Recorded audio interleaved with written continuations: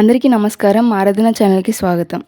త్వరలోనే కృష్ణాష్టమి రాబోతుంది కాబట్టి, కృష్ణావతారంకి సంబంధించి ఒక మంచి కథను చెబుతాను. అందరూ పూర్తిగా వింటారని ఆశిస్తూ కథలోకి వెళ్దాం. పూర్వం విదర్భ రాజ్యానికి రాజు భీష్మకుడు.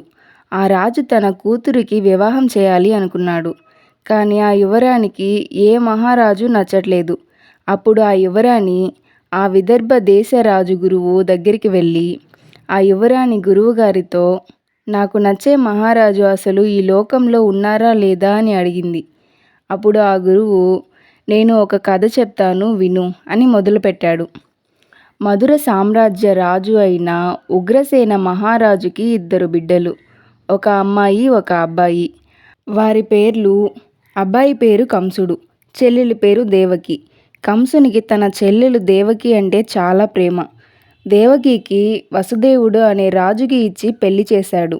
చెల్లిని కాపురానికి పంపించడానికి తోడుగా వెళ్ళాడు. అంతా ఆనందంగా ఉన్న సమయంలో ఆకాశం నుండి ఒక ఆకాశవాణి వినబడింది. ఓ కంస మహారాజా, నీ మృత్యువుని సాగనంపుతున్నావా? నీ చెల్లెలి యొక్క అష్టమ సంతానం చేతిలోనే నీ మృత్యువు ఉంది అని చెప్పింది. అప్పటి వరకు ఎంతో మంచిగా ఉన్న కంసుడు మృత్యుభయంతో రథం దిగి దేవకి యొక్క జుట్టు పట్టుకొని లాక్కొని రథం నుండి కిందకి దింపి, నేను నిన్ను ఇంత అల్లారు ముద్దుగా పెంచుకుంటే నువ్వు నా మృత్యువుకి జన్మ ఇస్తావా అని కత్తితో తల నరకబోయాడు. అప్పుడు వసుదేవుడు, ఆగు బావా, దేవకిని చంపొద్దు. ఆమెకు పుట్టే 8వ సంతానం కదా నిన్ను చంపేది. మేము మీ రాజ్యంలోనే నీ దగ్గరే ఉంటామని చెప్పాడు. అలాగే కొంత సమయం గడిచిపోయింది. దేవకి 6గురికి జన్మ ఇచ్చింది. 6గురు బిడ్డల్ని దారుణంగా చంపేశాడు కంసుడు. ఇప్పుడు దేవకి 7వసారి గర్భం దాల్చింది. విష్ణుమూర్తి యొక్క యోగమాయ 7వ సంతానంగా జన్మించబోతుంది. అప్పుడు విష్ణుమూర్తి యొక్క మాయతో దేవకి కడుపులోని పిండాన్ని గృహిణి అనే ఆమె కడుపులో పెట్టాడు. ఆ యోగి మాయే బలరాముడుగా జన్మించాడు. బలరాముడు సాక్షాత్తు ఆదిశేషుడు. విష్ణుమూర్తి ప్రతి అవతారంలో ఆదిశేషుడు ఉంటాడు. రామావతారంలో లక్ష్మణుడిగా, వామన అవతారంలో బలి చక్రవర్తిగా, కృష్ణుడికి బలరాముడిగా పుట్టాడు.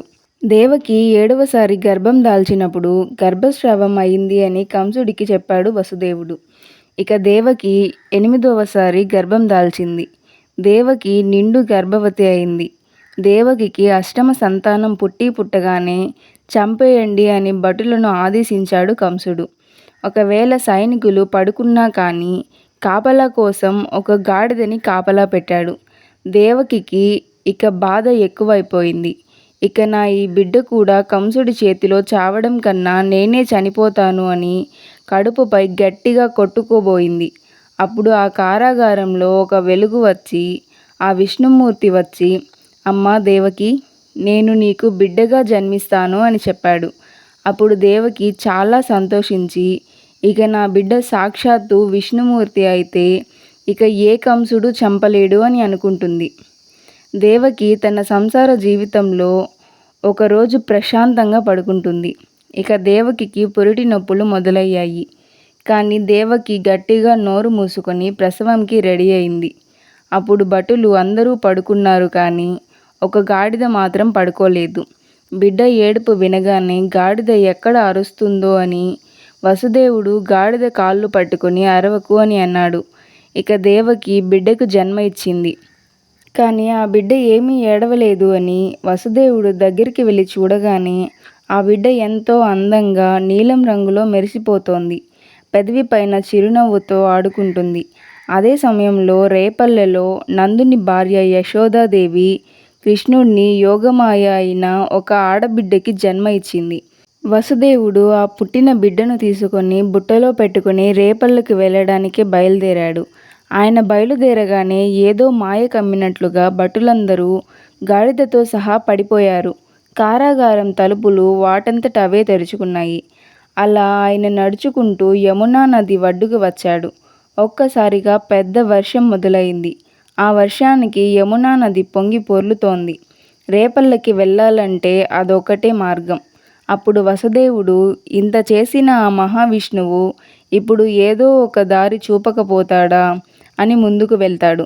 ఆ వానకి యమునా నది నిండి నీళ్లు వసుదేవుని మోకాళ్ళ వరకు వచ్చాయి. తాను నడిచే కొద్దీ నీటి మట్టం కూడా పెరుగుతూ వచ్చింది. అలా నీళ్లు వసుదేవుడి మెడ వరకు వచ్చాయి. అయినా వసుదేవుడు ఆ విష్ణుమూర్తిని తలుచుకుంటూ ముందుకు వెళ్ళసాగాడు. నీటి ప్రవాహం ఎక్కువైంది.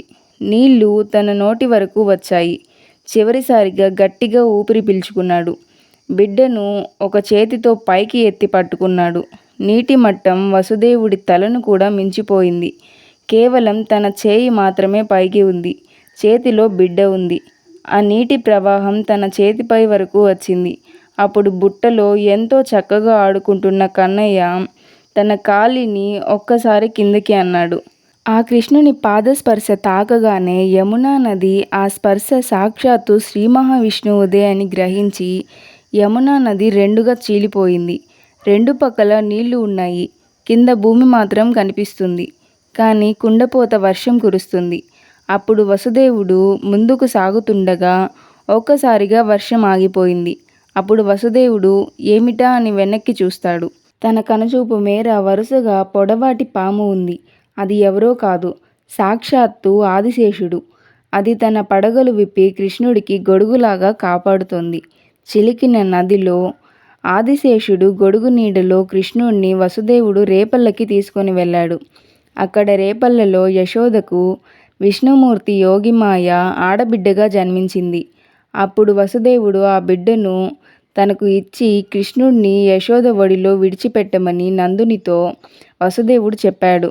అలాగే కృష్ణుడు సాక్షాత్తు విష్ణు స్వరూపమని యశోదకు చెప్పవద్దని నందునితో వసుదేవుడు చెప్పాడు.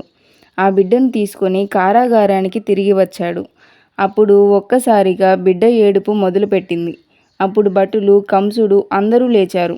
కంసుడు ఆడబిడ్డ అని కూడా చూడకుండా చంపేయాలని బిడ్డని గాల్లోకి విసిరాడు. కానీ బిడ్డ తిరిగి కిందకి రాలేదు.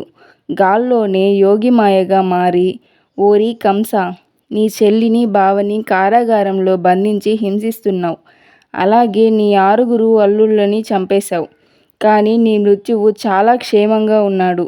తాను పెరిగి పెద్ద అయి నిన్ను ఖచ్చితంగా చంపుతాడు అని చెప్పి మాయమైపోయింది. ఇక కంసునికి ఇంకా ప్రాణభయం పెరిగిపోయింది. ఇంతటితో కృష్ణుని యొక్క జననం గురించి తెలుసుకోవాల్సిన కథ పూర్తయింది. ఈ వీడియో మీకు నచ్చినట్లయితే లైక్ చేయండి, షేర్ చేయండి, కామెంట్ చేయండి. ఇలాంటి మరిన్ని వీడియోల కోసం మన ఛానల్ని సబ్స్క్రైబ్ చేయండి.